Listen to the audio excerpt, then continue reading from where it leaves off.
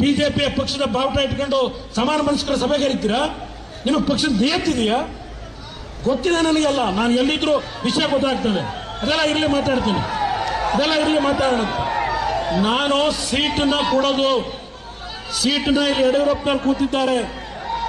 ನಾವು ಈ ಪಕ್ಷ ಉಳಿಬೇಕು. ಎನ್ಡಿಎ ಪಕ್ಷ, ಎನ್ಡಿಎ ಪಕ್ಷದ ಅಭ್ಯರ್ಥಿ ಗೆಲ್ಲಬೇಕು.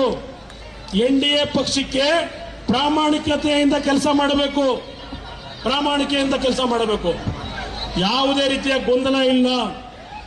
ಇವತ್ತು ಕಾಂಗ್ರೆಸ್ನವರು ಏನೇನು ಮಾಡ್ತಾ ಇದ್ದಾರೆ ಗೊತ್ತಿದೆ, ಏನೇನು ಮಾಡ್ತಾ ಇದ್ದಾರೆ ಗೊತ್ತಿದೆ ನನಗೆ ಕಾಂಗ್ರೆಸ್ನವರು.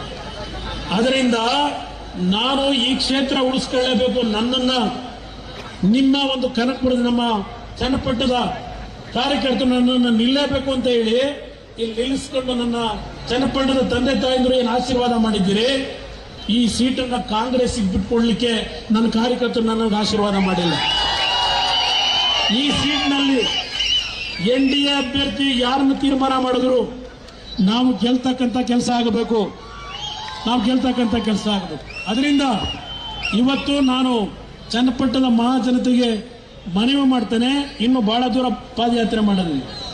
ನಾನು ಯಾವುದೇ ಕಾರಣಕ್ಕೂ ಈ ಸರ್ಕಾರದ ವಿರುದ್ಧ ವೈಯಕ್ತಿಕವಾಗಿ ನಮ್ಮ ಹೋರಾಟ ಅಲ್ಲ, ನನ್ನ ನಾಡಿನ ಜನತೆಯ ಬದುಕಿನ ಹೋರಾಟ.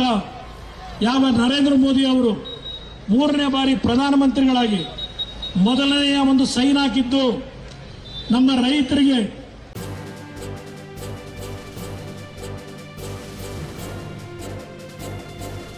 ಇದು ಮಾನವೀಯ ಸಂದೇಶದ ಜನವಾಹಿನಿ.